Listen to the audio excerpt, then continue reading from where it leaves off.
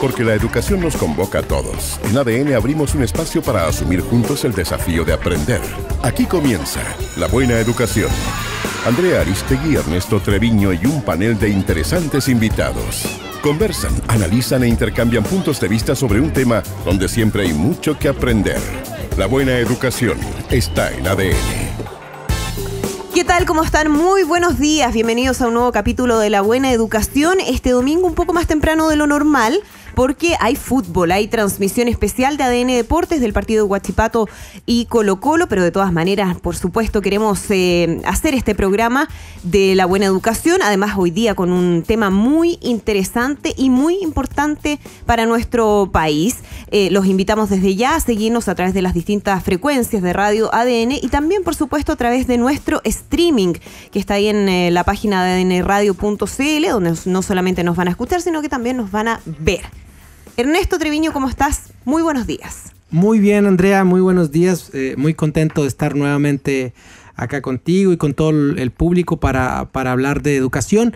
Y en esta ocasión vamos a conversar sobre los resultados del CIMSE de Educación Física, pero más en general de los temas de nutrición y de rendimiento físico de los estudiantes. Fíjate que los resultados que se presentaron esta semana presentan un panorama bien preocupante, porque si bien el 79% de los estudiantes alcanza un nivel aceptable en términos de fuerza en la musculatura abdominal, 61% necesita mejorar la fuerza explosiva en las piernas, el 87% debe hacer lo mismo en cuanto a la musculatura que rodea los codos, el 66% necesita mejorar su flexibilidad en el tronco, y 41% de los niños evaluados en octavo básico sufre obesidad y sobrepeso, e incluso 14% de los estudiantes parece tener riesgos cardiovasculares. Y bueno, como muchas cosas en nuestro país, lamentablemente esto está correlacionado con el nivel socioeconómico.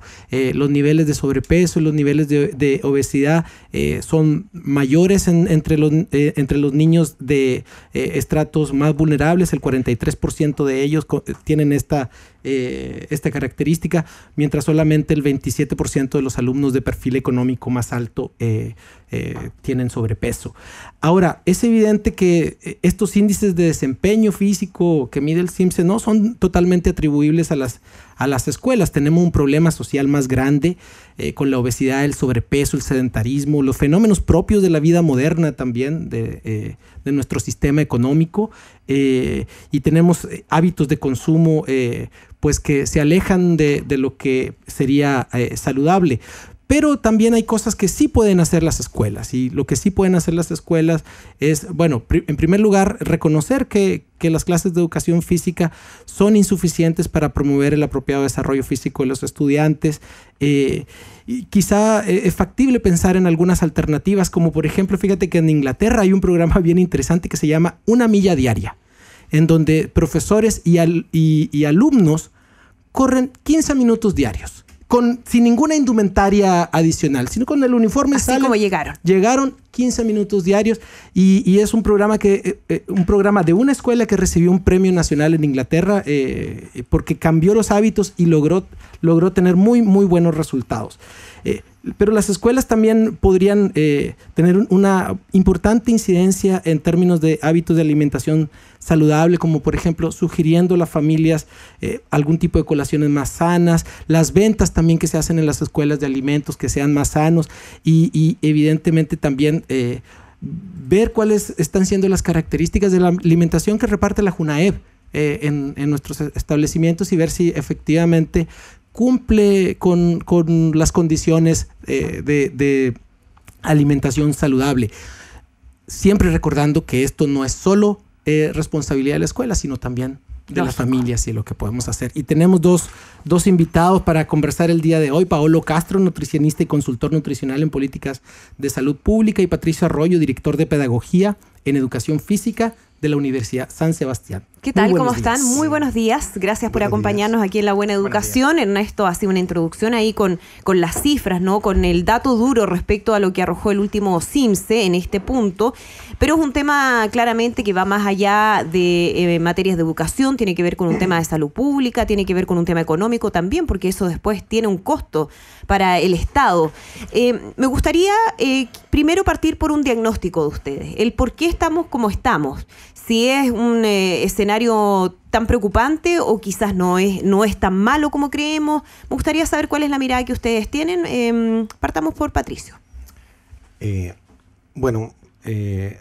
Una de las cosas que siempre se atribuye cuando salen los resultados del CIMSE, aparece una alarma, en parte a veces exacerbada, lo conversábamos con Pablo, en el sentido de que se preocupa la gente, se preocupan los medios, pero en realidad el CIMSE se ha aplicado desde el año 2010 y los resultados han cambiado, han bajado o han subido, pero no es una diferencia muy significativa. Por lo tanto, es preocupante y si bien es necesario aumentar las horas de educación física, donde sí se generó eso, o sea, si recordamos hace un tiempo, la asignatura de educación física fue cambiada a través del Ministerio de Educación, donde ya no se llama educación física, sino se llama educación física y salud, donde las bases curriculares cambiaron en el sentido de generar un pilar aparte de lo que es la parte más de desarrollo motor, de ayudar a lo que es el aprendizaje.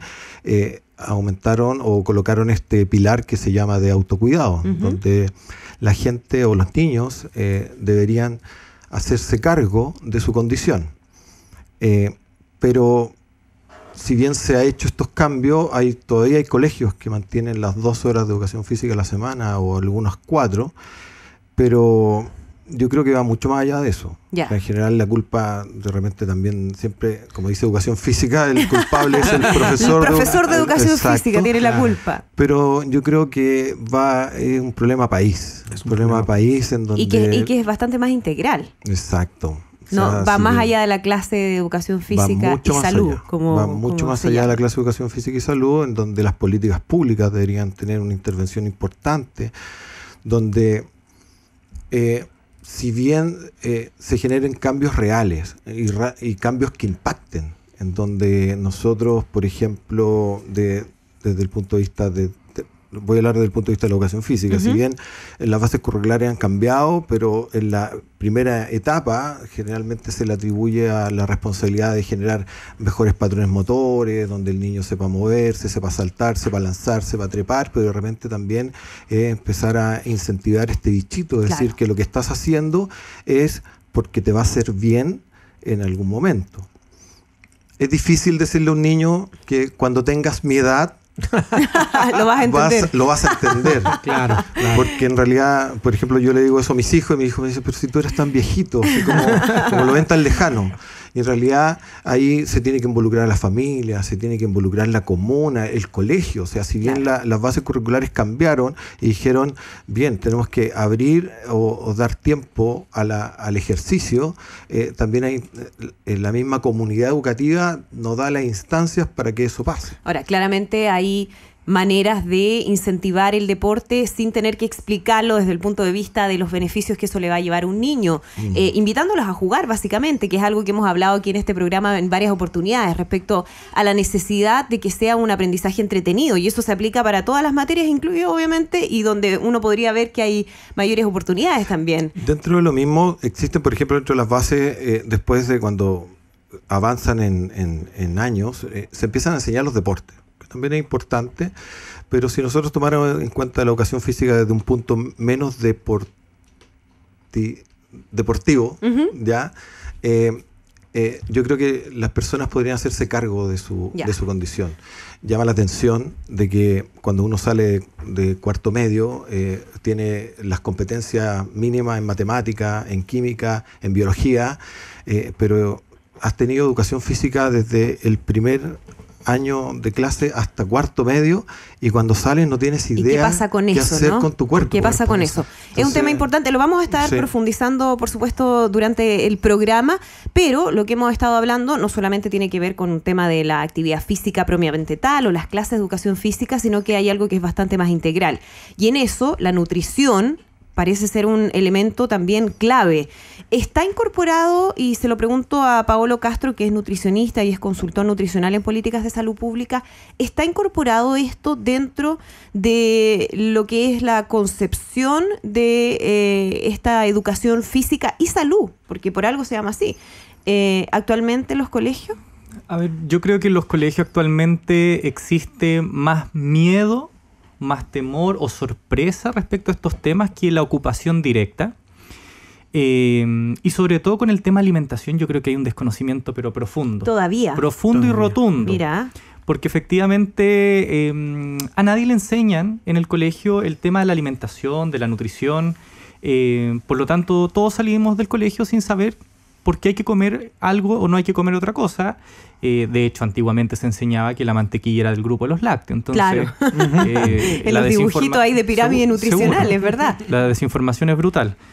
Finalmente, el que asiste a la educación superior, a menos que se meta en una carrera relacionada con la nutrición y la alimentación, está lejos de poder aprender algo, y muchas veces los medios tienden a desinformar o confundir, y entonces eso complica también al pobre consumidor, que la poca información que le llega a veces no es tan clara como la necesita. Ese elemento me quedó dando vuelta. Lo vamos a profundizar a la vuelta de la pausa. Nos vamos a ir a una primera pausa musical con Sheryl Crow y All I Wanna Do, y ya estamos de regreso en La Buena Educación.